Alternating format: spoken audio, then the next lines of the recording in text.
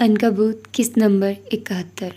घड़ी की सुइयां रात के 10 बजने का ऐलान कर रही थी। तरन्नुम हाउस पर खामोशी की दबीज चादर तनी हुई थी, जैसे पूरी दुनिया किसी राज को सुने बगैर ही सो गई हो। मगर इस खामोश रात में एक वजूद जाग रहा था। वो हल्की रोशनी में लिपटे लाउंज में सोफे पर नीम दराज थी। उसके सामने मेज़ पर चीनी की सफ़ेद कप में भाप उड़ाती चाय रखे थे। वो हल्के स्लेटी कपड़ों में थी, धुला धुला चेहरा मगर आंखें सूजी हुई, जैसे आंसुओं ने अंदर ही अंदर रोकर सारी तवानाई छीन ली। उसके सामने ग्लास वॉल से रात के स्याह साए नजर आ रहे थे। बाहर हवा दरख्तों को आहिस्ता आहिस्ता हिला रही थी और कहीं दूर से कोई कुत्ता भौंकने की नहीफ आवाज़ आ रही थी।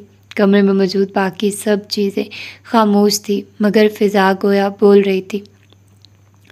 अम्मा उसके करीब दूसरे सोफे पर बैठी थी। दोनों के दरमियान कोई अल्फाज नहीं थे, सिर्फ वो सकूत था जो बहुत कुछ कह रहा था। किचन में बानो हल्की हल्की आवाज़ों में बर्तन समेट रही थी।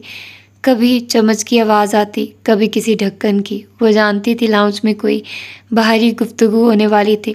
फजर ने चाय का एक घूंट लिया, फिर बगैर अम्मा की तरफ देखे आहिस्तगी से पूछा, आपने इतने रिश्ते मुझसे क्यों छुपाए?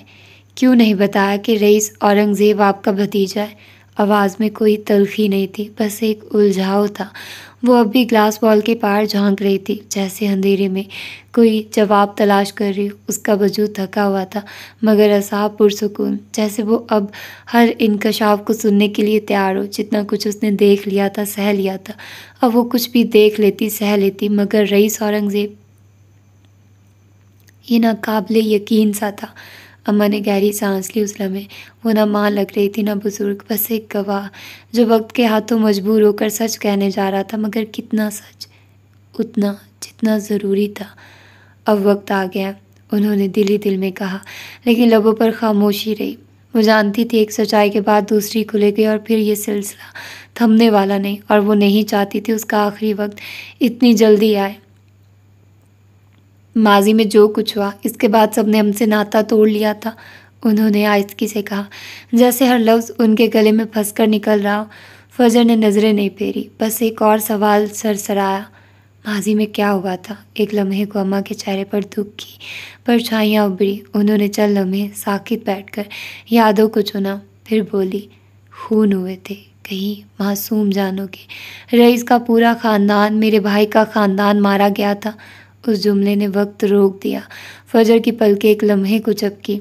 उसने चाय का कप आहिस्तगी से मेज़ पर रखा और अब पूरी तरह मुतवज्जो हो चुकी थी, मगर उसकी निगाहें अब भी अंधेरे में कुछ तलाश कर रही थी। क्यों? उसकी आवाज़ में सिर्फ एक लफ्ज़ था, मगर उस एक लफ्ज़ में कितनी बेचैनी, कितना इज़्तिराब छुपा था। अम्मा की आंखों में नमी भर आई। उन्होंने आहिस्तगी से जवाब दिया, मनार की वजह से। फजर जैसे पत्थर बन गए, जिस्म साकित, सांस रुक गई और नज़रें धुंधलाने लगी। वो बेज़र्र सी लड़की इतना बड़ा तूफ़ान कैसे ला सकती थी? मनार तो मर गई थी ना? अब की बार उसकी नज़रें अम्मा पर थी, हैरान, बोझल और बेयकीनी से भरी हुई। ऐसे कैसे मुमकिन था? अम्मा ने इस बात में सर हिलाया, फिर गोया किसी बंद दरवाजे को खोलते हुए माजी की भूल भुलैयों में दाखिल हो गई। मनार और रईस का रिश्ता हुआ था, ये बस ख़ानदानों का फ़ैसला था, मगर मनार को फुरकान गर्देज़ी पसंद था। गर्देज़ी ख़ानदान ने इसी बात का फ़ायदा उठाया। उन्होंने मनार को इस्तेमाल किया अपने मकसद के लिए। उसने रईस के एतमाद को तोड़ा, और फिर वो वक्त आया जब आफाक भाई का पूरा ख़ानदान एक ही रात में ख़त्म कर दिया गया। सिर्फ 4 लोग बचे, 4। रईस, उसकी माँ, ज़रताश और अहमद औरंगज़ेब। बाकी सब मट्टी हो गए। और मनार, उसने उसने खुदकुशी कर ली और उनका चेहरा सफ़ेद पड़ गया। रईस ने उसे ऐसा करने पर मजबूर किया था। फजर अब उठकर सीधी होकर बैठ गई थी। वो अपने ज़ानों पर कूनियाँ रखे, उंगलियां चाय के कप के गिर लपेटे साकित बैठी थी। उसकी नज़रें किसी अनजानी जगह पर थी, जैसे दिमाग में कोई फिल्म चल रही हो, एक एक फ्रेम माजी का। इसीलिए आप कहती थी कि गर्देज़ी ख़ानदान मुझे नहीं अपनाएगा, इसीलिए आप अरसल से नफ़रत करती थी। उसकी आवाज़ में अब धड़कनों की गूंज थी। अम्मा की आंखों में वही पुराना दुख उभर आया, मगर उन्होंने कोई जवाब नहीं दिया। भयानक खामोशी फिर से छा गई, जबकि फजर के जहन में कड़ियाँ जुड़ने लगी थी। वो जैसे अपने ही सवालों में उलझती जा रही थी। रईस ने पेरिस में कहा था कि वो माजी की डोर से बंधे थे। अब उसे समझ आ रहा था उसने ऐसा क्यों कहा था। उसकी नज़रें चाय के कप में गुम थी। वो आहिस्ता आहिस्ता समझ रही थी कि रईस क्यों उसे देखकर चौंकता था, क्यों वो कभी करीब आकर दूर हो जाता था, क्यों वो पेरिस की शामों में उसका मसीहा बना घूमता था। उसने कहा वो उसे किसी की याद दिलाती थी, तो वो उसे मनार की याद दिलाती थी। उसने आंखें मीच ली, फिर गहरी सांस लेकर आंखें खोली। वो अब मुकम्मल तौर पर जाग चुकी थी, जिस्मानी तौर पर भी, ज़हनी तौर पर भी। उसकी आंखों में वो बेयकीनी थी जो तब पैदा होती है जब एक कहानी का हर सफ़ा अचानक नया मायने देने लगे। कसूरवार कौन था? मनार, रईस, गर्देजी ख़ानदान, या वो सब? अम्मा उसके तासुरात पढ़ी थी। वो जानती थी वो माजी जिसने बरसों से उन्हें जकड़ा हुआ था, अब फजर के दिल में सरसराने लगा था। वो देख सकती थी कि एक लड़की जो आज तक ज़िंदगी के छोटे बड़े ज़ख्मों से लड़ती रही थी, अब तारीख के सबसे बड़े सच का सामना कर रही थी। और वो लड़की अब बच्ची नहीं रही थी, वो कुछ सोच रही थी और किसी फैसले पर पहुंचने की कोशिश कर रही थी। और फिर उसकी आवाज़ सुनाई थी, मैं ये नहीं कहूँगी कि मनार गुनहगार थी, हाँ, मगर रईस भी कसूरवार नहीं है।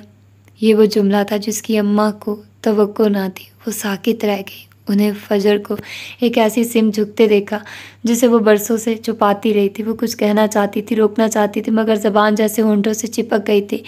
फजर ने चाय के आखिरी घूंट के साथ सांस भरी और सोफे से उठकर आहिस्ता आहिस्ता कदम चलाए। हम सब ने अपने अपने दुख हिस्से के दुख झेले। कुछ ने माँ बाप खोए, कुछ ने घर, कुछ ने इज्जत के सवाल सहे, कुछ ने अपने आप से समझौते किए, मगर आज मैं तंग आ गई हूँ। उसने इस एक बात में माजी और हाल से जुड़े लोगों का दुख बयान किया था। उसकी आवाज़ में वो थकन थी जो सिर्फ तन में नहीं, रूह में उतर जाती है। अब मैं माजी की मज़ीद दुश्मनियाँ नहीं पाल सकती। मैं गुजरे हुए कल की बुनियाद पर आज को जहर नहीं दे सकती। अम्मा की नज़रें फजर पर जमी थी, जैसे वो उसकी रूह के अंदर तक देखने की कोशिश कर रही हो। रईस ने जो किया वो ठीक था या गलत मैं नहीं जानती। उसने माजी की आग में खुद को जला लिया, मगर मुझे कभी जलने नहीं दिया। उसने गहरा सांस लिया। उसकी आंखों में हल्की सी नमी थी, मगर लहजा इस्तकामत से लबरेज। उसने हर मोड़ पर मुझे बचाया। वो मुझे मार भी सकता था, मगर उसने बार बार मेरी हिफाजत की। वो गुजरा वक्त सोच रही थी, शायद वो मसीहा है, एक ऐसा मसीहा जो दर्द भी देता है मगर मरहम भी रखना जानता है। एक लम्हे को लाउंज सुना हो गया। अम्मा ने आहिस्ती से कहा, जैसे फिर से तनबीह करनी चाहिए, लेकिन वो माजी नहीं बोला। उसे सब याद है, और याद रखो हम उसके लिए दुश्मन हैं, ख़ास तौर पर तुम, क्योंकि तुम मनार की हम शक्ल हो। वो तुम में उसे देखता है। वो भीखा सास थी। वो इतनी मलून थी कि उसका चेहरा भी किसी के लिए अजियत का बायस था। अंदर दर्द की एक लहर उठी, मगर वो दबा गई। काश वो कभी पैदा ही ना होती। दुश्मनी की बुनियादें खून में बसी होती हैं, लेकिन मैं अब खून नहीं, ज़िंदगी चाहती हूँ। हाँ, वो जीना चाहती थी। मैं उसकी दुश्मन रहकर जीने से बेहतर समझती हूँ कि उसे एक सच मान लूँ, एक ऐसा सच जो तकलीफ़ दे है मगर झूठ से बेहतर है। अगर हम उससे मनार का बदला लेंगे तो क्या बदलेगा? हम क्या पालेंगे? मिट्टी, राख, और क्या नहीं हो चुका। और मनार मर चुकी है। रईस को भी ये बात समझना होगी। मैं मनार नहीं हूँ, मैं फजर हूँ, मैं अलग हूँ, मेरी पहचान अलग है। वो सांस लेने को रुकी। हम अब माजी से नहीं, मुस्तकबिल से बंधे हैं, और इस बार हमारे हाथ में कुछ लिखने का इख्तियार है। मैं चाहती हूँ कि हम ये इख्तियार दुश्मनी के नहीं, ज़िंदगी के हक़ में इस्तेमाल करें। अम्मा की आंखें नम हो चुकी थी, मगर उनकी ज़बान खामोश थी। फजर उस वक्त कितनी सीधी लग रही थी। कोई फ़रेब, कोई झूठ, कोई मकारी नहीं थी। लेकिन अम्मा जानती थी ये सब इतना सीधा, इतना आसान नहीं था। अगर रईस पूरा सच सामने नहीं लाना चाहता था तो वो भी अपनी ज़बान बंद रखेगी। फजर अगर जीना चाहती थी तो वो उन्हें कुछ वक्त मज़ीद ज़िंदा रहने देगी। मैं ना रिश्ते बनाने में दिलचस्पी रखती हूँ और ना निभाने में। अलबत्ता मैं माजी के दर्द को ख़त्म करना चाहती हूँ। मैं किसी की दुश्मन नहीं बनना चाहती। वो बोल रही थी, मगर अम्मा सुन कहाँ रही थी। मैं माजी की दुश्मनियाँ पालने के लिए पैदा नहीं हुई। मैं फजर मिराज हूँ। मैं अपने लिए बनी हूँ। उसकी अपनी पहचान थी, उसके अपने मकासद थे, उसे सब पूरे करने थे। और काश कि ऐसा ही हो। एक नई सुबह, एक नया आज़म। 3 दिन गुजर चुके थे, वो रानिया के घर हो आई थी। मनार के दरो दीवार से अब वहशत और खौफ की गर्द छड़ चुकी थी। कल तक जो शीशे टूटे हुए थे, आज उनकी जगह नए चमकते हुए शीशे लग चुके थे, जिनसे छन कर आती सहर पैर की धूप। हॉल में एक पुरसकून रोशनी बिखेर रही थी। फिजा में अब भी एक संजीदगी थी, मगर ये मातम की संजीदगी नहीं थी, बल्कि एक नए गहरे अज़म की खामोश गूंज थी। अमला अपनी अपनी जगहों पर मसरूफ़ था। उनकी चाल में अब पहले जैसी बेफिक्री तो नहीं थी, मगर हर कदम में एक मकसद और एक जिम्मेदारी का एहसास था। बाहर स्याह वर्दियों में मलबूस चौकों चौबंद गार्ड्स की मौजूदगी इस बात का सबूत थी कि अब हिफाजत पर कोई समझौता नहीं किया जाएगा। सबसे बड़ी तब्दीली डिजिटल दुनिया में रौनमा हुई थी। मनार फैशन के ऑफिशियल सोशल मीडिया पेजेस पर फजर और फलक के मुश्तरका प्रोजेक्ट रानिया का बाकायदा ऐलान किया जा चुका था। हैशटैग प्रोजेक्ट रानिया देखते ही देखते ट्रेंड करने लगा था। मुल्क भर से ख़ास तौर पर लड़कियों की तरफ से हमायत और मोहब्बत का एक सैलाब उमड़ रहा था। कमेंट सेक्शन इन कहानियों, दुआओं और पुरजोश पैगामात से भरे पड़े थे, जो इस बात का सबूत थे कि फजर ने जिस जंग का आगाज़ किया था वो इसमें अकेली नहीं थी। उस तूफ़ान का मरकज़ी किरदार रईस औरंगज़ेब उन 3 दिनों में दोबारा नज़र नहीं आया था। वो जैसे आया था वैसे ही मंजर से गायब हो गया था, मगर अपना असर छोड़ गया था। और फजर वो खुद पर काबू पा चुकी थी। उस वक्त अपने वसी वरीज़ दफ्तर में मौजूद थी। 3 दिन के जज्बाती और ज़हनी इंतशार के बाद उसने खुद को दोबारा समेट लिया था। उसके बाल एक सादा से जूड़े में कस कर बंधे हुए थे, मगर काम की ज़्यादती के बायस चंद नाफरमान लटें आज़ाद होकर उसके चेहरे पर आ रही थी, जिन्हें वो लापरवाही से पीछे हटा देती। उसकी मज़ीद फ़ाइलों, डिज़ाइन के खाकों और नोट्स से भरी पड़ी थी। वो आज 3 दिन बाद शायद पहली बार पेट भर कर कुछ खा रही थी। उसके बाएं हाथ में सैंडविच था, जबकि उसका दायां हाथ किसी माहिर पियानो नवाज की तरह लैपटॉप की कीबोर्ड पर रक्स कर रहा था। वह वक्फे वक्फे से ताज़ा जूस का गिलास उठाकर एक घूंट भरती, सैंडविच का एक नवाला लेती और फिर पूरी तवज्जो से अपने काम में महव हो जाती। उसी लम्हे दफ्तर का दरवाज़ा आहिस्तगी से खुला और वली अंदर दाखिल हुआ। उसने बाहर के तमाम मामलात को तरतीब दी थी। सब कुछ उसने संभाला था। अंदर दाखिल होते ही उसकी पहली नज़र फजर पर पड़ी, जो दुनिया और माफिया से बेखबर अपने काम और खाने में मगन थी। ये मंजर देखकर उसके चेहरे पर एक लम्हे के लिए सुकून की लहर दौड़ गई। पिछले 3 दिनों में वली ही था जो खामोशी से उसके साथ खड़ा रहा था। उसने उसे तसल्लियाँ नहीं दी थी, ना ही झूठी हमदर्दी जताई थी। वो बस एक मजबूत सहारे की तरह मौजूद रहा था। उसे उसका वक्त लेने दिया, उसके अंदर की अफरियत से लड़ने दिया, और जब वो थक कर खामोश हो जाती तो चुपके से पानी का गिलास उसके सामने रख देता। उसे यूँ काम करते और खाते देखकर उसके लबों पर एक हल्की सी हकीकी मुस्कुराहट फैल गई। शुक्र है तुमने कुछ खाया तो। उसकी आवाज़ में फ़िक्रमंदी और राहत का इम्तजाज था। फजर ने लैपटॉप की स्क्रीन से नज़रें हटाए बगैर सैंडविच का एक और नवाला लिया और उसे चबाने के बाद बोली, जाहिर सी बात है, फाके करने से जंगें नहीं जीती जाती, और ये तो अभी बहुत लंबी जंग है। उसके लहजे में अब वो टूटा हुआ दर्द नहीं था, बल्कि एक ठहरा हुआ अज़म था। वली ने आगे बढ़कर उसकी मेज़ के सामने रखी कुर्सी खींची और बैठ गया। बाहर सब कंट्रोल में है। प्रोजेक्ट की अनाउंसमेंट पर रद्द-ए-अमल हमारी तवक्को से कहीं ज़्यादा है। ऐसा लगता है जैसे लड़कियां इसी एक आवाज़ का इंतज़ार कर रही थी। उसने एक फ़ाइल फजर की तरफ बढ़ाई। होना भी चाहिए। उसने अपनी तवज्जो दोबारा लैपटॉप की स्क्रीन पर मरकूज़ करने की कोशिश की, मगर वली की मौजूदगी एक मकनातीसी कशिश की तरह उसकी सारी यकसुई खींच रही थी। उसकी नज़र फजर के बाएं हाथ पर जमी थी, जिसमें उसने लापरवाही से सैंडविच थामा हुआ था। एक नाकाबिले फ़हम खामोशी के बाद वो उठा। फजर ने महसूस किया, मगर नज़रें नहीं उठाई। वो किसी आहट के बगैर नरम कदमों से चलता हुआ उसके ऐन पीछे आकर खड़ा हो गया। वो ठटकी। उसके वजूद से उठने वाली मायूस महक उसके अंदर उतरने लगी। इससे पहले कि वो पलटकर कुछ कहती, वो झुका। उसने अपने दोनों हाथ फजर के शानों के ऊपर से गुजारकर किसी हसार की तरह आगे फैलाए। फजर की सांस एक लम्हे के लिए सीने में ही अटक गई। उसने बड़ी नरमी से उसके बाएं हाथ से सैंडविच लिया और उतनी ही नज़ाकत से उसके दाएं हाथ में थमा दिया। उसके लम्स की हदत फजर की उंगलियों से होती हुई पूरे वजूद में फैल गई। दाएं हाथ से खाएं। उसकी गमगीर सरगोशी जैसी आवाज़ उसकी समात से टकराई। वो जो काम की मसरूफियत में यह छोटी सी बात भूल गई थी, एकदम साकित रह गई। उसकी मखसूस मर्दाना कलून की खुशबू जब उसके नतनों से टकराई तो पिछले 3 दिनों का सारा तनाव, सारी थकन जैसे तहलील होने लगी। एक अजीब से सुकून की लहर उसके पूरे वजूद में दौड़ गई। वो अभी भी उसके पीछे उसी तरह झुका हुआ था। उसकी गर्म सांसें फजर के बालों को छू रही थी। वैसे मैं पूछना चाह रहा था कि महीना पूरा हो चुका है। उसकी आवाज़ में शरारत की एक ज़ेरे लब लहर थी, मगर अंदाज ऐसा जानलेवा था कि फजर का दिल बेतरतीब हो गया। मैं टर्मिनेट हो चुका हूँ या परमानेंट? ये सवाल नहीं था, एक दावा था, एक हक जताने का अंदाज। फजर के दोनों हाथ हवा में मुअल्लिक थे। दाएं में सैंडविच था, जबकि बायां हाथ खाली वहीं अटका था, जैसे उसे समझ न आ रहा हो कि उसे कहाँ रखे। आज फैसला हो जाएगा। उसके मुंह से मुश्किल निकला। लहजा खुद ब खुद भीगी रुई की तरह नरम पड़ गया। जल्दी सुनाइए, मैं इंतज़ार कर रहा हूँ। उसने थोड़ा मज़ीद आगे होकर उसके बाएं हाथ की पुश्त को नरमी से छुआ। फजर का चेहरा, जो पहले ही गुलनार था, अब शिद्दत जज्बात से दहकने लगा। हरकतें उसकी साफ टर्मिनेट होने वाली थी। फिर वो सीधा हुआ और घूमकर उसके सामने वाली कुर्सी पर आ बैठा, ऐसे जैसे कुछ हुआ ही ना हो। अब वो काम की बात कर रहा था, प्रोजेक्ट की तफसीलात बता रहा था, जबकि फजर का दिमाग काम के हर फोल्डर को डिलीट कर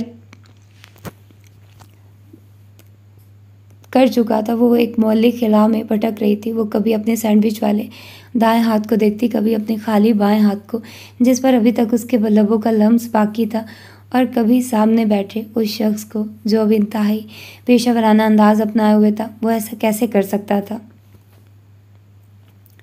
वैसे फैसला थोड़ा जल्दी सुनाइएगा। वो बात ख़त्म करके उठ खड़ा हुआ। उसके लहजे में वही शरारत लौट आई थी। कई लोग मेरी रात तक रहे हैं। वो जैसे किसी गहरे ख्वाब से जागी। उसने फ़ौरन सैंडविच प्लेट में रख दिया। कौन लोग? उसके अब्रू गैर इरादी तौर पर अचक गए।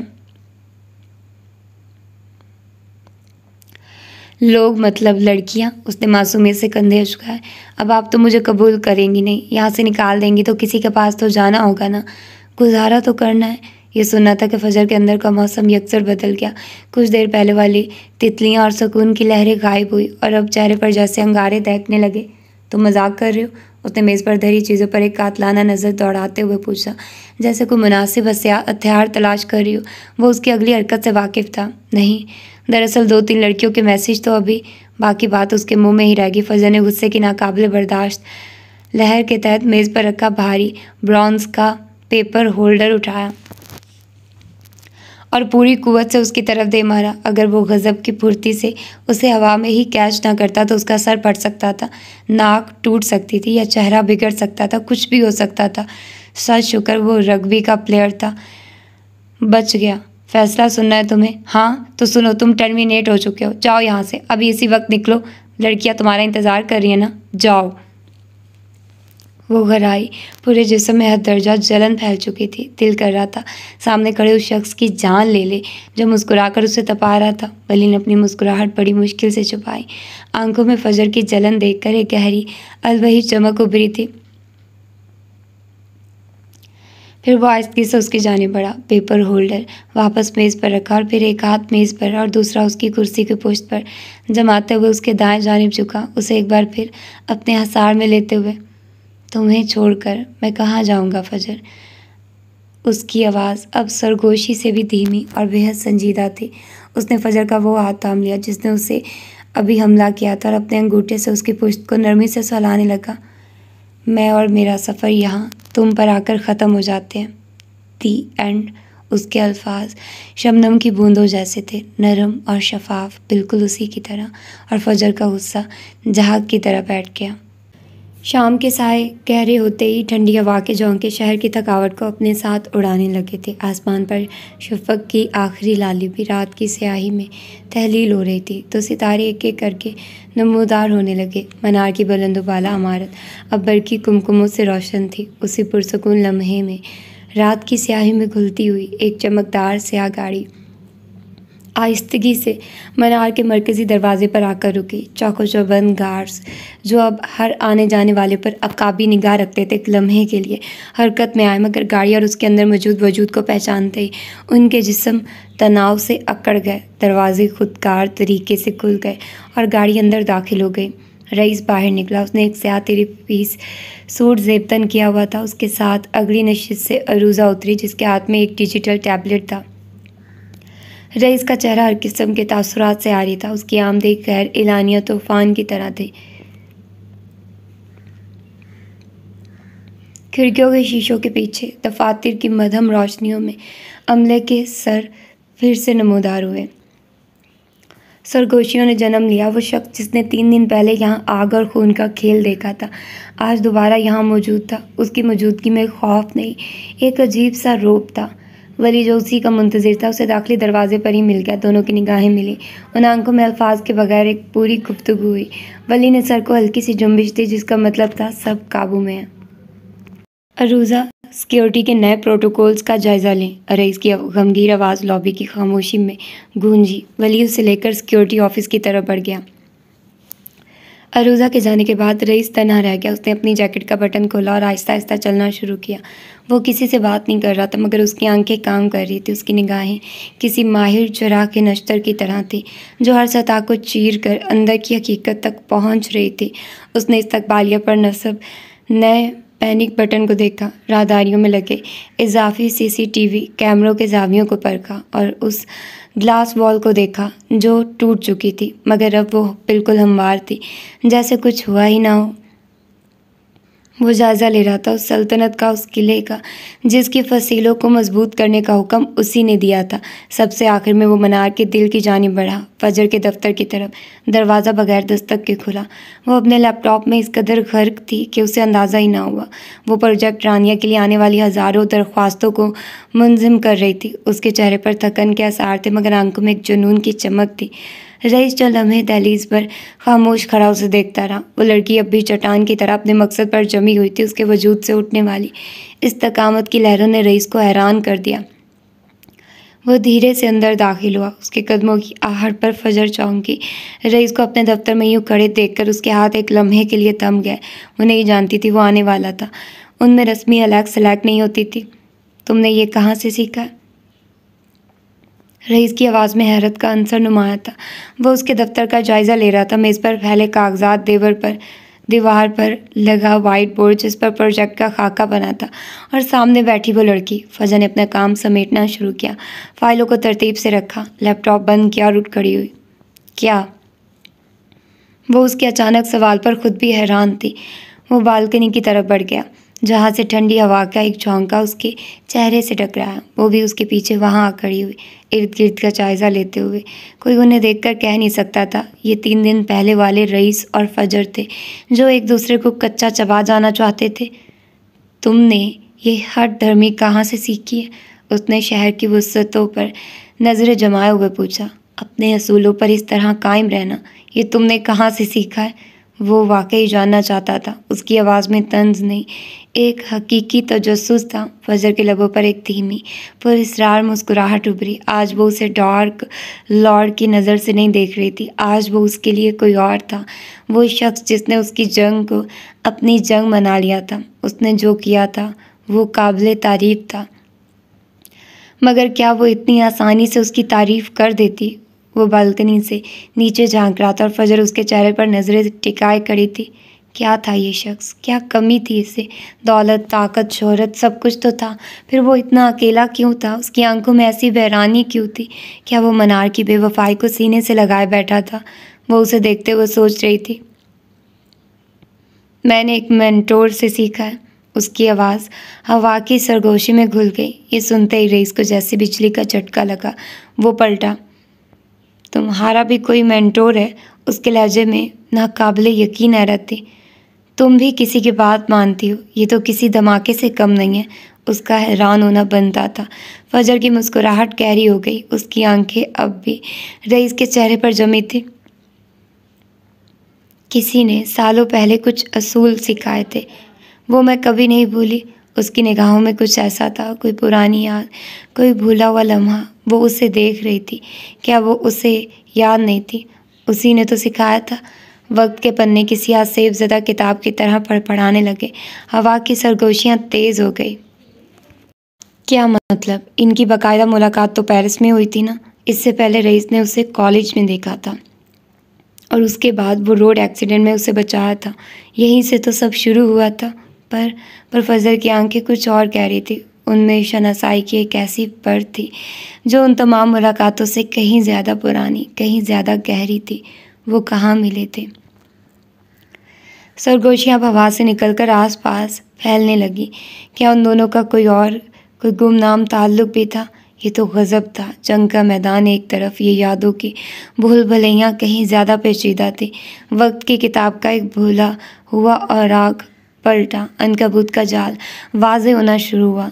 सनती इलाके की भारी गालों, धूल और फैक्ट्रियों के धुएं में लिपटी शाम के सुरमई सन्नाटे को चीरती हुई एक सड़क गर्देजी टेक्सटाइल के सामने से गुजरती थी। कुछ फासले पर बने बस स्टॉप की वो सीधा सी बेंच पर वो बैठी थी। 14 साला फजर मिराज सफ़ेद यूनिफॉर्म पर स्कूल बैग का बोझ लादे, बालों की ऊंची पोनी बनाए वो अपने घुटनों पर रखे बैग पर दोनों हाथ जमाए बैठी थी। उसके भिंचे हुए जबड़ों और तनी हुई रगों में खून दौड़ता महसूस हो रहा था। उसके बाएं हाथ की कलाई पर एक ताज़ा जख्म था जिसे वो अपने दाएं हाथ के नाखूनों से बेदर्दी से कुरेद रही थी, जैसे दर्द को दर्द से मिटाने की कोशिश कर रही हो। आंखों में गुस्से और बेबसी का एक तूफान था, गले में आंसुओं का एक गोला अटका था, मगर वो रो नहीं रही थी। वो खुद को अजियत देकर इस अंदरूनी खलफशार को बाहर निकाल रही थी।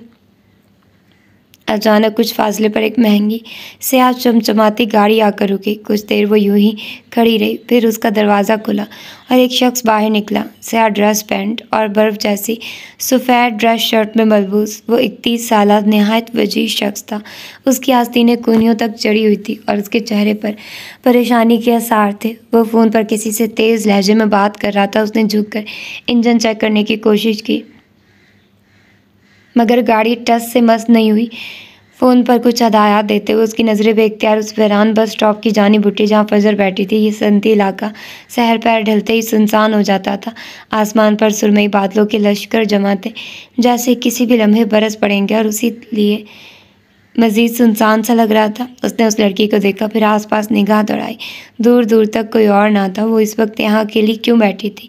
ये सोच उसे उसकी जानिब ले आई। वो आगे बढ़ा और बेंच के दूसरे किनारे पर कुछ फासला रखकर बैठ गया। उसके चमकते हुए स्याह जूतों पर फजर की नज़र पड़ी। उसे एहसास हुआ कि कोई पास आ बैठा था, मगर उसने गर्दन उठाने की जहमत न की। तुम ठीक हो? साथ बैठे शख्स ने उसे अपना जख्म खुरचते देखकर पूछा। उसके दोनों हाथ खून आलूद थे। उसकी आवाज़ में एक ठहराव और फिक्रमंदी थी, मगर वो कुछ न बोली, बुत बनी बैठी रही। वो चंद लम्हे उसकी इस खामोश अजियत को देखता रहा, फिर उठा। वो अपनी गाड़ी की जानिब बढ़ा और चंद लम्हों बाद जब वापस लौटा तो उसके हाथ में एक छोटा सा फर्स्ट एड बॉक्स था। वो दोबारा आकर उसी जगह बैठ गया। मौसम भी ख़राब है और हालात भी। तुम अभी छोटी हो, अगर घर से लड़कर भी आई हो तो तुम्हें यहाँ अकेले नहीं बैठना चाहिए।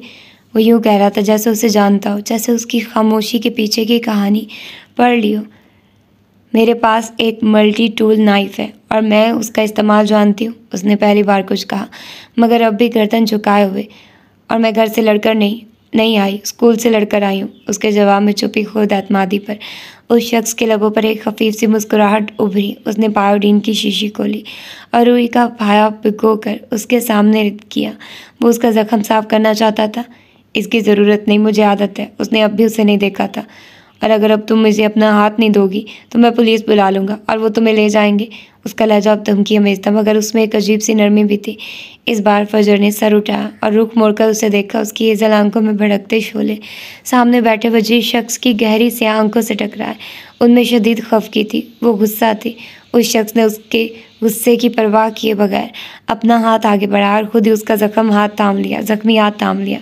फिर नहायत नरमी से जख्म साफ करते हुए पूछा, किससे लड़कर आई हो? क्लास फेलो से। लहजा स्पार्ट था। क्यों? उसने कहा, मैं मलून हूँ।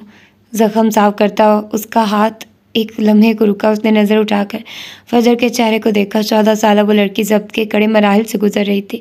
उसका चेहरा सुर्ख था, आंखें नम थी, मगर आंसू बहने को तैयार न थे। वो उन्हें बहने नहीं दे सकती थी। उसने तुम्हें मलून कहा, क्यों कहा? वो यूँ पूछ रहा था जैसे वो उसका सबसे अच्छा दोस्त हो, कोई राज था। फजर ने सख्ती से लब भींच लिए। वो मेरे मोहल्ले की लड़की है और वहाँ सब कहते हैं मुझ पर किसी का साया है। मैं मलून हूँ। वो उसकी बातें सुनकर उसकी उम्र और उसके दुख की गहराई को समझने की कोशिश कर रहा था। अच्छा, किसका साया है? वो कहना चाहती थी, बल्कि इसका बेटा, मगर खामोश रही। शायद वो अपना सबसे बड़ा राज किसी अजनबी पर आशिकार नहीं करना चाहती थी। अब वो उसके हाथ पर एहतियात से पट्टी बांध रहा था। उसका सफ़ेद यूनिफॉर्म कई जगहों से खून के सुर्ख धब्बों से रंगीन हो गया था। तो तुमने उस लड़की के साथ क्या किया? मैंने अपना बैग उसके मुंह पर दे मारा, उसका दांत टूट गया। साथ बैठे शख्स ने बामुश्किल अपनी मुस्कुराहट जब्त की। ये बच्ची उसकी तवक्को से कहीं ज़्यादा ख़तरनाक और होशियार थी। अब क्या होगा? अब वो मेरे घर शिकायत करने आएगी और अम्मा से मुझे डांट पड़ेगी। तुम्हें डांट से डर लगता है, मुझे अच्छा नहीं लगता कोई मुझ पर चीखे चिल्लाए। उसने एक नज़र अपनी पट्टी बांधी, हाथ को देखा। तुम्हें क्या पसंद है? इस बार वो खामोश हो गई।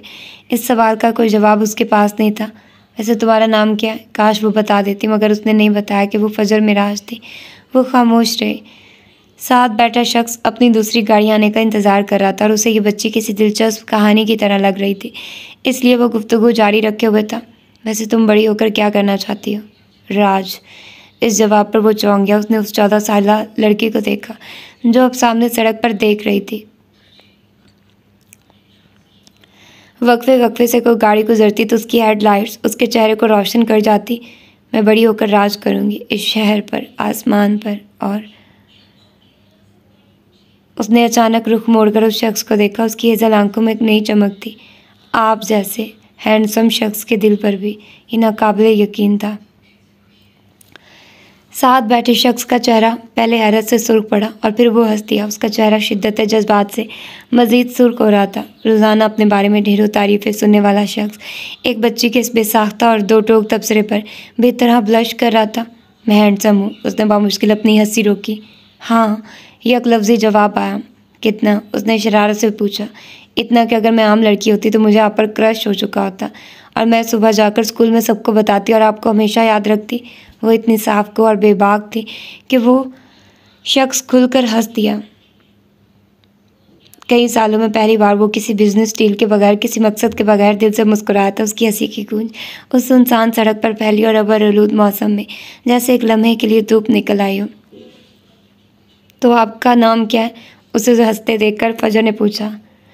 रईस औरंगज़ेब। उसे छुपाने की ज़रूरत नहीं थी। वो मुस्कुराए, हल्की सी दिलनशीन मुस्कुराहट जो उसके संजीदा चेहरे पर किसी धीमी रोशनी की मानित फैली। फजर की आंखें तहीर से फैल गई। रईस यानी सल्तनत?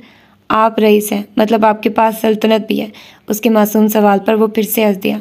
हाँ, छोटी सी। अस्बात में गर्दन हिलाई। उसकी नज़रें अब फजर के तजस्सुस से भरपूर चेहरे पर मरकूज थी। कितनी छोटी? अब वो मुतजस्सिस नज़र आ रही थी। उसके ज़ख्मी हाथ की तकलीफ़ और स्कूल की लड़ाई का गम उस सवाल के सामने मानित पड़ रहा था। इतनी छोटी कि उसमें एक हेलीकॉप्टर उतर आता है। वो अब सोचते हुए बता रहा था जैसे उस छोटी सी सल्तनत का नक्शा अपनी आंखों में घुमा रहा। आपके पास हेलीकॉप्टर भी है?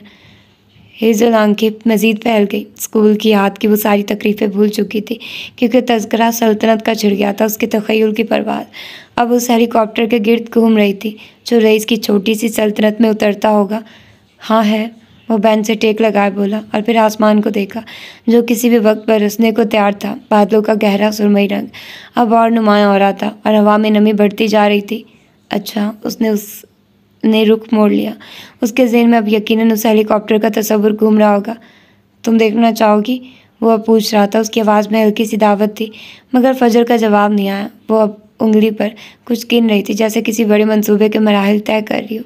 फिर उसने रईस की जानिब देखा। उसकी आंखों में एक अजीब सी चमक थी। 10-11 साल बाद मेरे पास भी एक सल्तनत होगी। उसकी आंखों में जुगनू भरे हुए थे, एक ऐसी रोशनी जो एक मजबूत अज़्म की निशानदेही कर रही थी। वो उसे अपना प्लान बता रही थी। एक 14 साला लड़की एक सल्तनत बनाने का ख्वाब देख रही थी और उस ख्वाब की सच्चाई उसकी बातों में रची हुई थी और वो उसके प्लान सुनकर मुतासिर हो रहा था। उस लड़की की हिम्मत और खुद एतमादी ने उसके अंदर भी एक हलचल पैदा कर दी थी। वैसे सल्तनत बनाने का कोई शॉर्टकट रास्ता है? उसने संजीदगी से पूछा।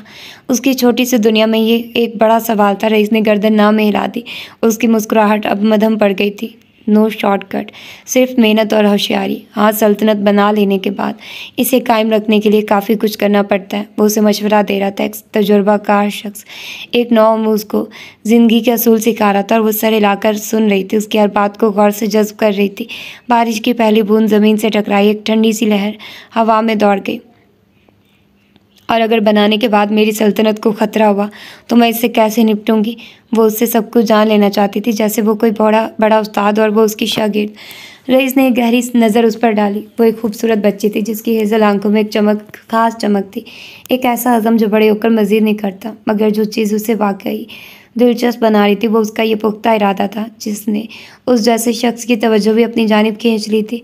जब तुम सल्तनत बना लो तो बताना, खतरा हुआ तो मैं हिफाजत करूँगा। वो उसकी बनाई हुई ख्याली कहानी का मसीहा बन रहा था, उसके तख़य्युल को एक हकीकत का सहारा दे रहा था।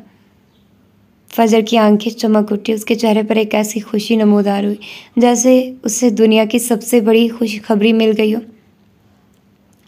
स्पाइडी प्रॉमिस, उसने छोटी उंगली आगे की, एक मासूमाना वायदे की दरख्वास्त। और ये स्पाइडी प्रॉमिस क्या है? वो हैरान हुआ, उसने पहली बार ये इस्तलाह सुनी थी। ये जहरीला वादा है, तोड़ने पर जिस्म में जहर फैल जाए और तोड़ने वाला मर जाएगा। उसने किस कदर सादगी से कितनी खतरनाक बात कह दी थी। रईस ने एक नज़र उसे देखा और फिर उसकी छोटी सी उंगली को थाम लिया। उस 31 साला शख्स ने एक 14 साला बच्ची से स्पाइडी प्रॉमिस कर लिया। वो पहली बार मुस्कुराई, एक खालिस और बेसाख्ता मुस्कुराहट जो उसके चेहरे पर बिखरी और उसकी हेज़ल आंखों में चमक पैदा करके। इस मुस्कुराहट में वो सारी तकलीफ़ और गुस्सा धुल गया जो कुछ देर पहले उसके चेहरे पर नुमाया था। बादल अब बरसने लगे थे और उन दो अजनबियों के दरमियान एक वादा हुआ था, एक ऐसी अनकही कहानी का आगाज़ जिसके बारे में अभी किसी को कुछ इल्म नहीं था। कुछ वक्त मज़ीद गुजरा, दोनों की नज़रें बरसती बारिश पर थी। तुम्हें मकड़ियाँ पसंद हैं? फजर ने फ़ौरन इस बात में सर हिलाया। उसकी हेज़ल आंखों में एक नई चमक आई। जैसे ही सवाल ने उसकी तवज्जो किसी और जानिब मबजूल करा दी हो। उसकी बात सुनकर वो अपनी जगह से उठा और फिर गाड़ी की जानिब बढ़ा। बारिश की तेज़ होती हुई बूंदें अब उसके चेहरे और बालों पर पड़ रही थी। कुछ देर बाद वो वापस लौटा, उसके हाथ में खूबसूरत सा शीशे का जार था। उसके बाल बारिश में भीग गए थे और कतरे उसकी पेशानी से टपक रहे थे। उसने वो जार फजर की तरफ जाने बढ़ाया। उसके अंदर एक खूबसूरत सी कदरे खौफनाक मकड़ी थी। उसके लंबे और पतले पाँव किसी नाजुक जाले पर फैले हुए थे। मुझे भी मकड़ियाँ पसंद है, ये एक नायाब मकड़ी है, ये मेरी तरफ से तुम्हारे लिए। उसकी आवाज़ में एक ख़ास किस्म की नरमी थी, जैसे वो किसी कीमती राज से पर्दा उठा रहा। फजर ने एक नज़र उसे देखा और फिर उस जार को। वो कुछ सोच रही थी। वो उसे फ़ौरन ही लेना चाहती थी। उसके जहन में कई ख्याल आ रहे थे। क्या ये कोई इम्तिहान था या सिर्फ एक अजनबी की तरफ से दिया गया एक तोहफ़ा? पर अगर वो इसे भूल गया तो वो खुद को कैसे याद दिलाएगी? हाँ, शायद तब ये मकड़ी काम आ जाती। उसने जार पकड़ लिया। उसके हाथ शीशे की सर सतह को महसूस कर रहे थे। वो साथ बैठ गया। उसने घड़ी देखी, किसी भी वक्त उसकी दूसरी गाड़ी पहुंचने वाली थी। फिर गर्दन मोड़कर फजर को देखा जो जार पर झुकी उसे दिलचस्प नज़रों से देख रही थी। उसकी छोटी सी पेशानी पर शिकने पड़ी हुई थी, जैसे वो उस नायाब मखलूक के बारे में बहुत कुछ जानना चाहती हो। फिर उसने गहरी सांस ली। ये लड़की बाकियों से मुख्तलिफ थी। इसमें कुछ ख़ास था जो रईस की नज़रों से ओझल नहीं रह सका था। वो उसे कुछ नसीहत करना चाहता था। क्या मैं कुछ नसीहत कह सकता हूँ? उसकी आवाज़ में एक धीमी सी हिचकिचाहट थी। मुझे नसीहत करना चाहते हैं? उसने पूछा, जबकि नज़रें अभी भी मकड़ी पर जमी हुई थी। उसकी आवाज़ में कोई तंज नहीं था, महज एक सवालिया अंदाज था। हाँ, वो धीरे से हंसा। वो इतनी होशियार क्यों थी? बोले, अगर मुझे अच्छी लगी तो मैं सुनूं, वरना दूसरे कान से निकाल दूंगी। उसका अंदाज़े गुफ्तगू लापरवाही से भरपूर था, मगर उसकी आंखों में जहानत की चमक थी। रही सीधा हुआ।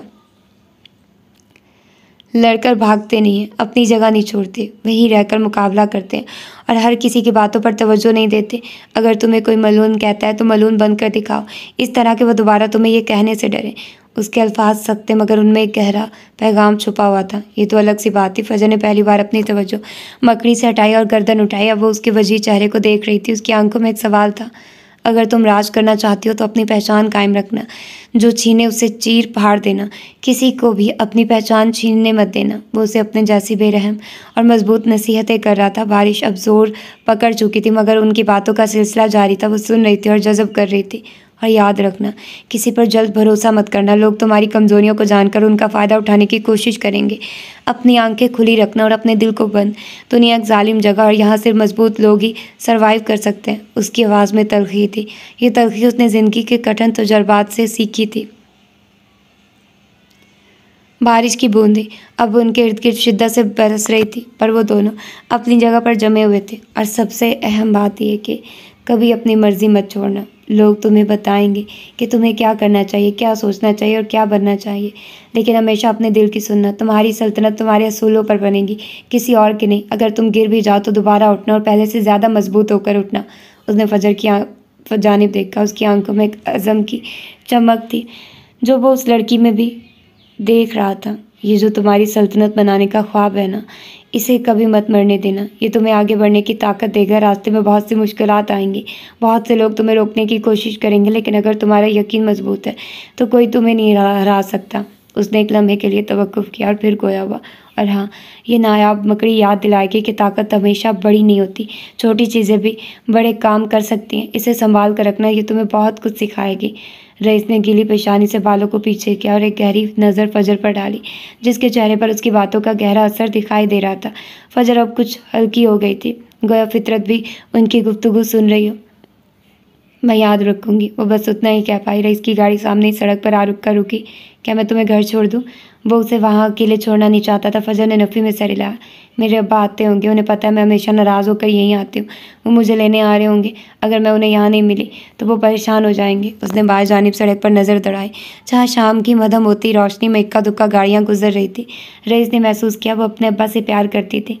मैं तब तक वेट कर सकता हूँ। रईस ने पेशकश की, नज़रों में फ़िक्रमंदी थी। फजर ने एक बार फिर नफ़ी में सर हिलाया। आप जा सकते हैं। मगर उसने बात अधूरी छोड़ दी। नज़रें अब ज़मीन पर थी। मगर क्या? रईस संजीदा था। वादा मत भूलिएगा। फजर की याद आने पर रईस के लबों पर एक खफीफ सी मुस्कुराहट आई। एक ऐसा वादा जो उसने एक छोटी सी लड़की से किया था, एक वादा उसे हमेशा याद रहेगा। वो उठ खड़ा हुआ, एक नज़र उस पर डाली जो अब भी उसे देख रही थी, और फिर अपना बड़ा सा हाथ बढ़ाकर उसके छोटे से सर पर रख कर उसने सर को दाएं बाएं ज़ोर से घुमाया। एक शफ़क़त भरा अंदाज। जैसी हो वैसी रहना, उसने फजर से कहा। अगली बार ज़ख्मों पर मरहम खुद रखना, क्योंकि तुम ये कर सकती हो। उसने इशारा साथ रख के फर्स्ट एड बॉक्स की जानिब किया जो वो उसके लिए छोड़ रहा था, और फिर उसे वहीं छोड़कर अपनी गाड़ी की जानिब बढ़ गया। अब वो अपनी गाड़ी में बैठ रहा था। गाड़ी का दरवाज़ा बंद हुआ और उसने हाथ हिलाकर फजर को अलविदा कहा। फिर उसकी गाड़ी आगे बढ़ गई और देखते ही देखते सड़क पर दूर होती चली गई। फजर के चेहरे की वो हल्की सी मुस्कुराहट उसके जाते ही गायब हो गई। उसकी जगह एक संजीदा तासुर ने ले ली। वो भूल गया तो? उसने शीशे के जार में कैद मकड़ी को देखते हुए सवाल किया, जैसे वो उसकी राजदार हो। पर मैं उसे याद रखूंगी, एक मेंटोर के तौर पर। आज उसे अपनी ज़िंदगी का एक नया मोड़ मिल गया था। उसे बातें करने के लिए गैर मुतवक्को दोस्त मिल गया था। और फिर सड़क पर एक खटारा सा रिक्शा आकर रुका। उसके अब्बा उसमें से उतरे।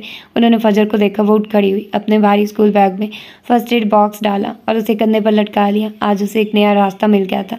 वो जानती थी कि उसे क्या करना था। वो अब्बा की जानिब बढ़ गई, हाथ में जार लिए। बारिश थम चुकी थी और सुरमई बादलों के पीछे से सूरज की एक हल्की सी किरण नमूदार हुई। तो ये थी इसकी आज की एपिसोड, और इस एपिसोड का एक और पार्ट बनेगा, और होपफुली कि आप लोगों को ये एपिसोड अच्छी लगी होगी। तो बात करते हैं जिस तरह से वो अपने प्रोजेक्ट पर मतलब बिज़ी हो रही है, उसको काम कर रही है। मतलब वो अचार फिर वली के जिस तरह से उसके साथ सीन्स होते हैं वो भी क्यूट होता है, पर पता नहीं क्या कहूँ। खैर, मुझे बहुत सारे कमेंट्स आ रहे थे, बहुत अच्छे अच्छे कमेंट्स भी हैं, मैं पढ़ना भी चाहती थी, लेकिन थोड़ा सा अलग से टाइम निकालना मुश्किल हो रहा था। तो उसमें एक कमेंट था कि आप बार बार ज़िक्र मत किया करें, कंपेयर मत किया करें।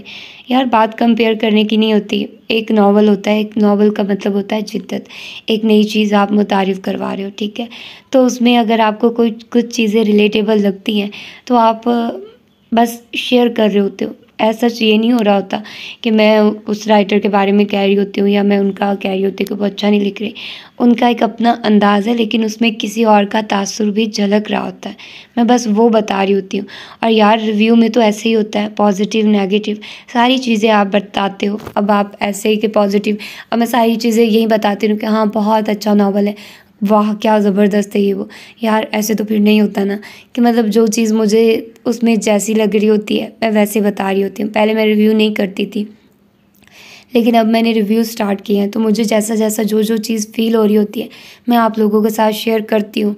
और मुझे मतलब अब मैं क्या ही कहूँ, मतलब अब मेरे माइंड में जैसी बात आ रही होती है तो मैं वैसे ही कह रही हूँ। बस मुझे इसका अजीब लगा कि पहले इसके बारे में कोई ऐसा सीन ही नहीं था। हमें यही बताया गया था कि उसकी सिर्फ पहले एक ही दफ़ा मुलाकात हुई थी जब वो उसको बचाने आता है, और अब वो ऐसे शो कर रहे हैं पूरी उनकी कन्वर्सेशन हुई है और वो उसको भूल भी गया। मतलब उसको याद ही नहीं रहा उस लड़की के बारे में। लेकिन खैर, वो इतना बड़ा बंदा है, उसको 11 साल पुरानी बात भूल ही गई होगी। लेकिन मेरा नहीं ख्याल कि इतनी स्पेशल किस्म की अगर किसी के साथ मुलाकात रहे और आप उसके साथ इतना प्रॉमिस ले रहे हो और इतना मतलब एक मिजाज से हटकर या एक थोड़े हो ना कि थोड़ा बहुत डिफरेंट वे से किसी के साथ आपकी कन्वर्सेशन हो, तो आप कभी भी नहीं भूल पाते। तो पता नहीं और रईस ने कैसे सब कुछ भुला दिया, हैरत हो रही है। उसको भूलना तो नहीं चाहिए था। हाँ, वो उसकी मदद कर रहा है, वो सारा कुछ कर रहा है, लेकिन उसको कहीं याद तो नहीं है ना। फजर को सारा कुछ याद है, तो अब पता नहीं क्या इस चीज़ का क्या मतलब बनता है और क्या चीज़ें ये होंगी। थोड़ा सा क्रिंज भी लग रहा है कि यार पहले इस तरह का कोई ज़िक्र ही नहीं था। अब डिफरेंट अब मतलब आगे आगे एपिसोड्स में आप कुछ भी बोल दो, पहले आप रिलेट करते हो कि हाँ ये तो अब राइटर खुद से ही पता नहीं इतना कुछ ऐड कर रही है। मतलब हमारे माइंड में नहीं पड़ रहा यार, इतना पास्ट इतना तो हाल भी नहीं है जितना ये माजी के बारे में बता रहे हैं। तो इतना नहीं करना चाहिए ना, आपकी कहानी का मज़ा ख़राब हो जाता है, किरकिरा हो जाता है। तो खैर फिर इसकी अगली एपिसोड में मिलते हैं और होपफुली कि आप लोगों को अच्छा ही लगी होगी ये एपिसोड। तो फिर मिलते हैं इसकी अगली एपिसोड में। अपना ढेर सारा ख्याल रखिएगा। अल्लाह हाफिज़।